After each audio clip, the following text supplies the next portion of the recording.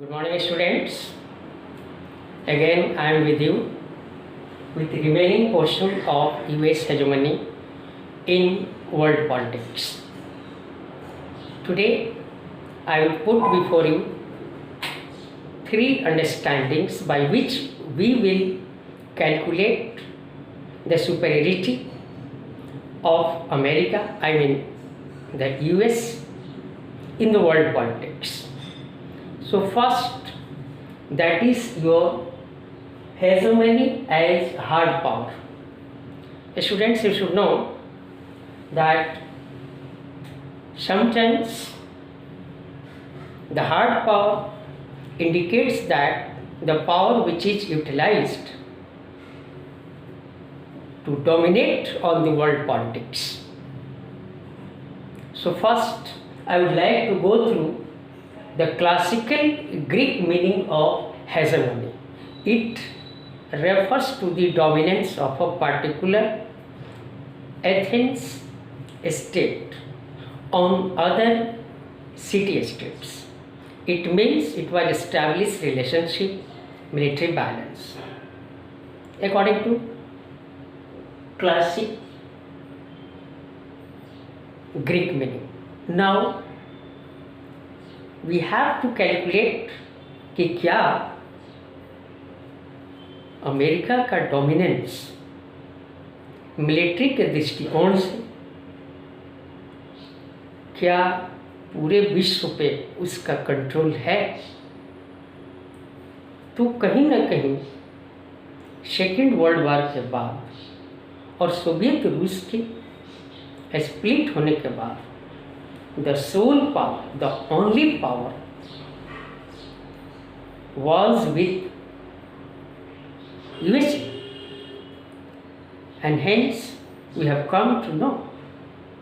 So with understandings of that sort of hard power, hegemony, जिसका मतलब आपको बताया मैंने, how to control, how to dominate. तो अमेरिका की बात करें तो निश्चित रूप से कोल्ड वार के बाद America came into the limelight with great force, and it has been stated regarding the absolute and relative powers of America. आपको बताएं, एब्सोल्यूट पावर का मतलब होता है कि इस प्लैनेट अर्थ पे अमेरिका की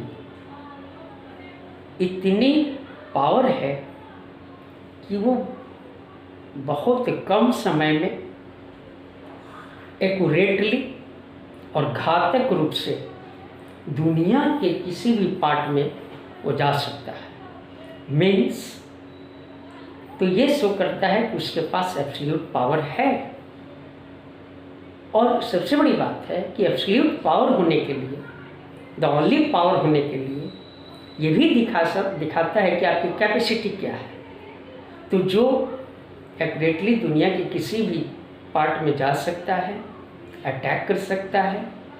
तो इस तरह से आप देख सकते हैं अपनी उस सेनाओं को कहीं भी दुनिया के किसी भी क्षेत्र में स्थापित कर सकता है, जो किसी भी डेंजर से वो दूर रहेंगे और डेंजर को भी फेस कर लेंगे। अब बात आती है regarding Pentagon's budget. Pentagon stands is such it refers to such type of word where the US defense system is best or situated। उसका जो बजट है वो बहुत अधिक है। ये बजट मिलिट्री पे ज़्यादा खर्च होती है। ये मिलिट्री पे इतनी ज़्यादा पेंटागन्स खर्च करती है कि अगर दुनिया के इम्पोर्टेंट 12 डिफेंस पावर्स को, दुनिया के 12 नेशंस के मिलिट्री पावर को कंबाइंड कर दिया जाए टुगेदर, साथ साथ, उस बजट से भी ज़्यादा है। इसका मतलब ये नहीं है कि लड़ने के लिए करता है, वो मिलिट्री पे रिसर्च करता है, उसको डेवलप करता है, उसके टेक्नोलॉजी को डेवलप करता है, उस पर पैसे खर्च होते हैं। और निश्चित रूप से चाहे वो इराक का इन्वेशन हो, चाहे वो दुनिया के अल-कायदा और तालिबान टेररिस्ट को एक एक करके फाइंड आउट करके उनको अरेस्ट करना, उनको किल करना, उनको पनिश करना, ये शो करता है कि उसकी टेक्नोलॉजी कितनी एडवांस है, कितना डेवलप्ड है। और क्वालिटी की बात करें तो यूएसए की जो मिलिट्री वेपन्स हैं, मिसाइल्स, वो काफ़ी क्वालिटी के दृष्टिकोण से बहुत ही एडवांस्ड है, जिसका मैच किसी भी दूसरे देश में नहीं है और ना ही कर सकता है। इन सब के बावजूद मैं अवश्य कहूँगा कि मनुष्य या कोई भी देश परफेक्ट नहीं है, इसलिए अमेरिका में भी कुछ न कुछ कमियां हैं। हाँ, एक मनुष्य दूसरे मनुष्य से सुपेरियोरिटी दिखा सकता है, सुपेरियर हो सकता है, किंतु in all respects one country cannot be perfect.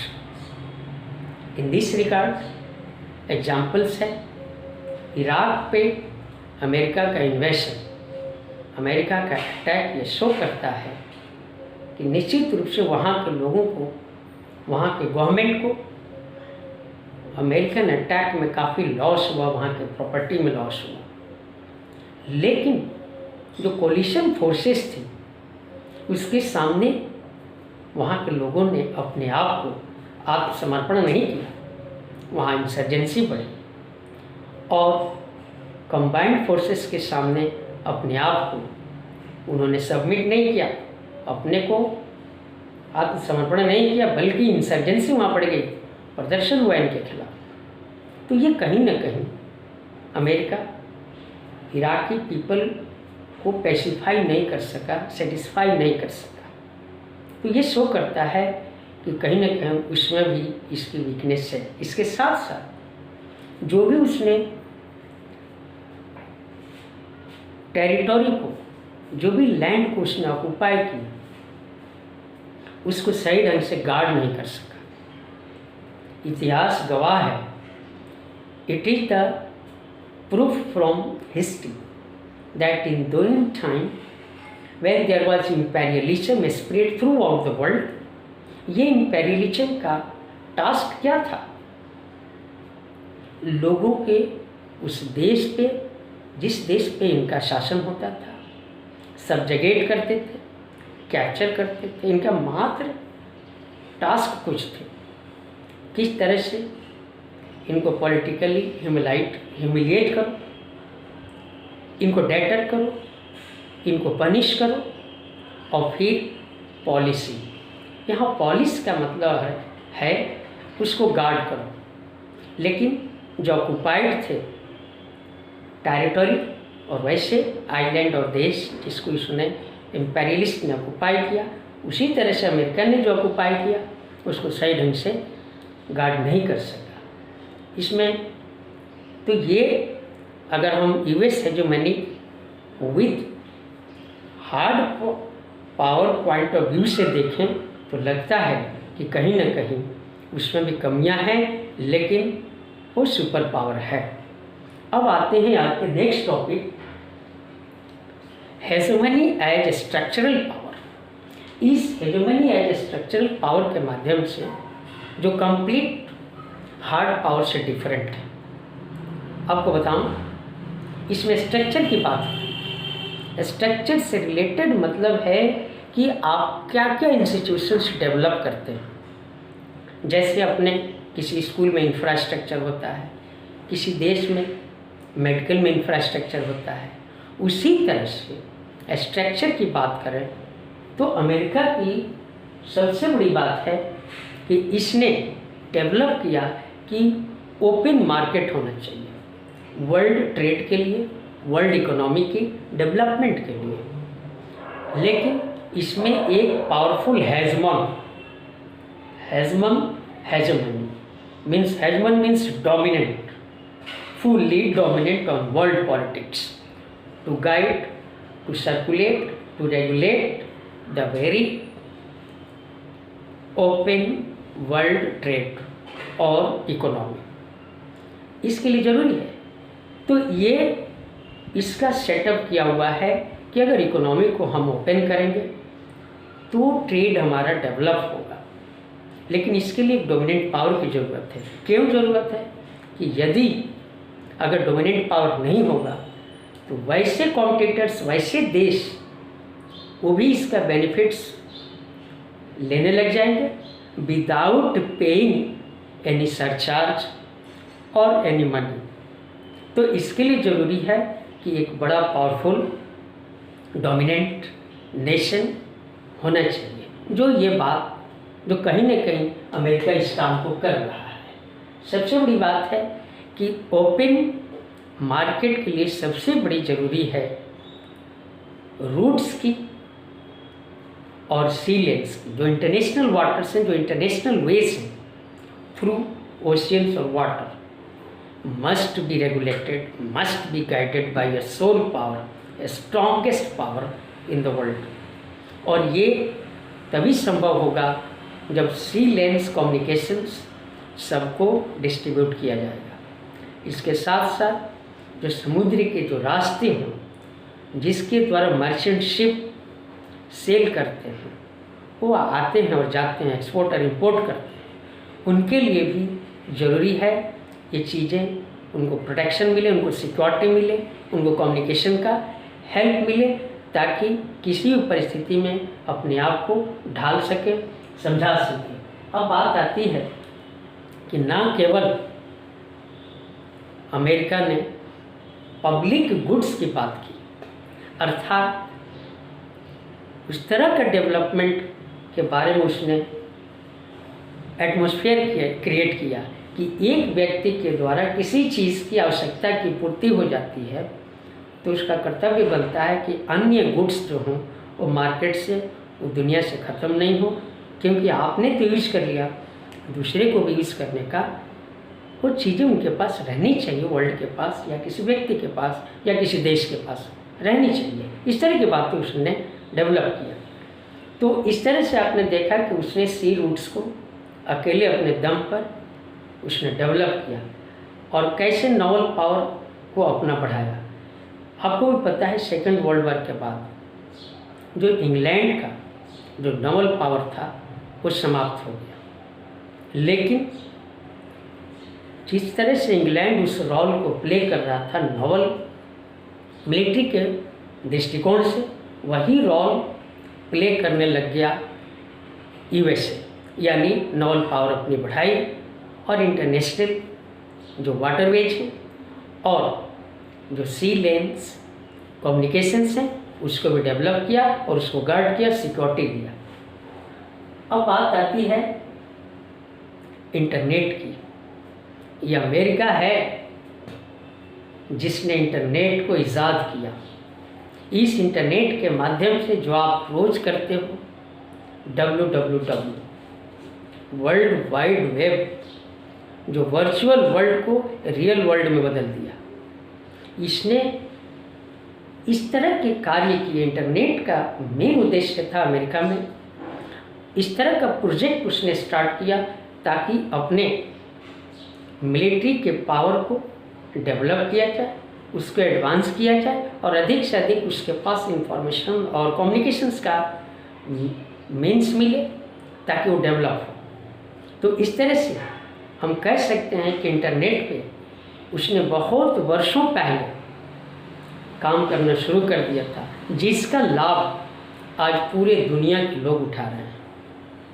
तो इस तरह से इंटरनेट भी उसी ने डेवलप किया और ये शो करता है कि स्ट्रक्चरल पावर क्या है, यानी उस क्षेत्र में भी वो सबसे आगे था। दुनिया का ऐसा कोई भी सेक्टर नहीं है, चाहे पॉलिटिक्स हो, चाहे वो इकोनॉमी हो, साइंस हो, टेक्नोलॉजी हो, जिसमें उस सेक्टर में अमेरिका न हो। यानी ये शो करता है, और अमेरिका का ये स्टैंड है, उसमें वो 3 टॉप जो लीडर्स हैं किसी भी सेक्टर में, उसमें एक अमेरिका अवश्य है। ये शो करता है कि वो कितनी उसकी इकोनॉमी उसकी पावरफुल है। दुनिया का सबसे अधिक जो इकोनॉमिक ग्रोथ है, जीडीपी, वो सबसे अधिक अमेरिका का है। लगभग 24.41% इसका जीडीपी है, जो किसी भी दूसरे देश के जीडीपी से बहुत अधिक है, बहुत आगे है। तो इस तरह से वो इंटरनेट भी डेवलप किया, और जिसका आज लाभ पूरे दुनिया को मिल रहा है। बात आती है कि इकोनॉमिक डोमिनेंस। अब उसने क्या किया कि सेकेंड वर्ल्ड वॉर के बाद पूरी दुनिया की स्थिति economically, basically European countries they were lagging behind those countries who were defeated like Germany, Italy, Japan, Austria. तो इस तरह से इनकी हार के बाद, और अन्य जो विनर भी थे, उनकी भी कहीं ना कहीं इकोनॉमी डिवेस्टेटेड हो गई। इन परिस्थितियों में 1944 में आप सब ने पढ़ा भी होगा कि उसने ब्रेटन वुड्स, जो बाद में वर्ल्ड बैंक के नाम से जाना गया, उसको उसने डेवलप किया। इसके साथ साथ उसने इंटरनेशनल मॉनेटरी फंड और वर्ल्ड ट्रेड ऑर्गेनाइजेशन की स्थापना की। तब ये शो करता है कि किस प्रकार से स्ट्रक्चरल पॉइंट ऑफ व्यू से जो हेजेमनी, जो डोमिनेंस है, अमेरिका ने पूरे दुनिया पे कायम किया। आज दुनिया के सामने सबसे बड़ा कोई ताकतवर economically, politically, with military point of views, no one can match USA. Why? Because of their research, because of their development in the field of science and technology. It spends much more money. आपको बताएं, जब trade की बात होती है तो European countries के साथ उसका ट्रेड, और पूरे दुनिया के साथ जो उसका ट्रेड रिलेशन है उसको ऐड कर दिया जाए तो लगभग वो 14% ऑफ द वर्ल्ड ट्रेड का अकेले शेयर है, उसका शेयर है। ये शो करता है कि वर्ल्ड ट्रेड में भी उसका कितना डोमिनेंस है। ऐसी कोई भी वस्तु नहीं है, right from pin to a tower, it produces and develops every day, every moment the research is going on. Academic degrees की बात करें तो आपको भी पता होनी चाहिए कि आज जो भी डिग्रियां बच्चे हमारे MBA, BBA जो हासिल करते हैं, it is the only contribution of America. How it started and made business, treated business as profession. इसने बिजनेस को प्रोफेशन ट्रीट किया, और तब इसने बिजनेस मैनेजमेंट की पढ़ाई शुरू की, बिजनेस एडमिनिस्ट्रेशन की उन्होंने वहाँ के स्कूलों में पढ़ाना शुरू किया। इस तरह से 1841 में पहली बार वहाँ के 1881 में उसने पहली बार वहाँ पे स्कूल खोला, जिसका नाम था वैचम स्कूल। इस तरह से उसने 1881 में पहली बार वहाँ पे स्कूल खोला बिजनेस एडमिनिस्ट्रेशन का, जो ये शो करता है कि बिजनेस को भी उसने एक स्कूली शिक्षा के रूप में देखा, और आज उसका लाभ संपूर्ण दुनिया में MBA की शिक्षा सारे बच्चे ले रहे हैं, और बड़ा ही उसको प्रेस्टिजियस डिग्री मानी जाती है। तो ये शो करता है कि स्ट्रक्चरल पॉइंट ऑफ व्यू के दृष्टिकोण से भी अमेरिका कितना सबसे आगे है, जिसने हर चीज़ सेटअप किया डेवलप किया, इन्वेंट किया। ये MBA की degree outside of USA started right from 1950। अब आप समझ सकते हैं कि अमेरिका हमसे पूरी दुनिया से कितना आगे है, कि जहाँ पे 1881 में स्टार्ट हो गया था और पूरी दुनिया में 1950 में स्टार्ट हुआ है। Really they are much ahead in comparison to the other countries of the world in all aspects, because इस तरह से हम कह सकते हैं कि America structural point of view से बहुत बड़ा डोमिनेंट कंट्री है और पूरे वर्ल्ड को कंट्रोल कर रहा है। Of course your third understandings is hegemony as soft power. Soft power refers to how to handle everything in a soft way. So, America, I mean US, not only it was dominated in military and economic sense of views, it also produced something and presented before the world, that was ideology. Here ideology means some ideas by which all the people or the nations could be just made known about it. Here America, no doubt, it's dominant economically and with military point of view, but here it presented ideology through which just it wanted to convince that all the class of the world, particularly in America, they had their access, I mean ascendants, जिनकी उनकी पहुँच थी in the spheres of social, political and cultural aspects. So, but America adopted some rules. It didn't handle with a hard hegemony. On the contrary, it wanted to win the consent of the dominated class. It means it wanted to convince the dominated class and shape the behavior, their views in such a way that was favorable for USA. This way, it also produced some sorts of things either in the spheres of culture, politics and social, that those countries which were dominated by USA, just they have to view and shape their views and behavior in favor of America. Here, students, you should know, America, you know very well, economically it's powerful, military points of view it's powerful, but it generated and produced something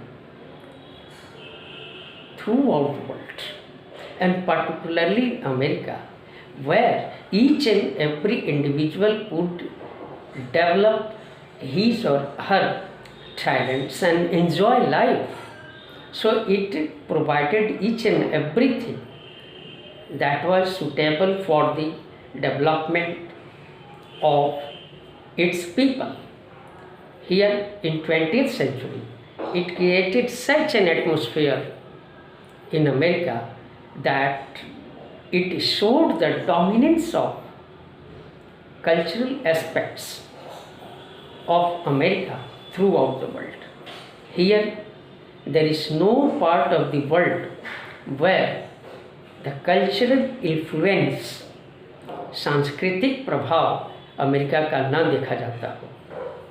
चाहे वो कपड़े की बात करें, उसकी education की बात करें, उसके द्वारा जो जनरेट किया गया है एटमॉस्फेयर, उसकी फीलिंग्स, उसका इफेक्ट ये शो करता है कि अमेरिका डोमिनेट कर रहा है इन ऑल रिस्पेक्ट्स। आज हेजेमनी की बात करते हैं। हेजेमनी में हम कहीं ना कहीं अपने आप को यूज टू कर लेते हैं और भूल जाते हैं कि अमेरिका हमारे ऊपर डोमिनेट कर रहा है। चूँकि हम उसके यूज टू हो जाएंगे और परिणाम स्वरूप उसके तरफ से हमारा ध्यान बढ़ जाएगा और हम प्रोसीड कर जाते हैं पेड़ पौधों एनवायरनमेंट के बारे में सोचने के लिए। इस तरह से उसकी कल्चरल जो डोमिनेंस है can be felt through out the world in either sense. Now मैं आपको बताऊं कि किस प्रकार से एक कपल थे, they were from Russia, they migrated to Australia. They just their son Andre wanted to use blue jeans, which was completely produced by America. Okay, so this shows, but their couples, I mean the very couple, were not allowed to use, or any individual or citizen in Russia or Soviet Union was not allowed to use blue jeans because it presented the liberation and aspirations of the people of Soviet Union, and Russia didn't want that there should be cultural attack on Soviet Union. But you should know that the blue jeans for which the people in Soviet Union, they paid their year's salary to buy blue jeans from the black market, to which represented, according to the views of the Soviet Union, that the people wanted to liberate themselves, अपने आप को free करना चाहते हैं, स्वतंत्रता लाना चाहते हैं, which was the very term of capitalist form of government of America, which was denied by Soviet Union because they followed socialism. But आपको बताएं, जब वर्ल्ड वार स्टार्ट हुआ उस समय अमेरिका बहुत सारे देशों पे अपने डोमिनेंस को एस्टैब्लिश किया, but it could not gate that amount of such amount of victories through hard hegemony way. I mean hegemony with hard power. उससे वो नहीं जीत सका, लेकिन जब उसने अपना स्ट्रक्चरल और सॉफ्ट पावर का यूज किया तो बहुत सारे देशों ने उसके कल्चर को अपनाया और इस तरह से ब्लू जीन्स उसका सबसे बड़ा एग्जाम्पल है कि किस तरह से कोल्ड वार के टाइम में भी आज तो संपूर्ण दुनिया ब्लू जीन्स को यूज करती है।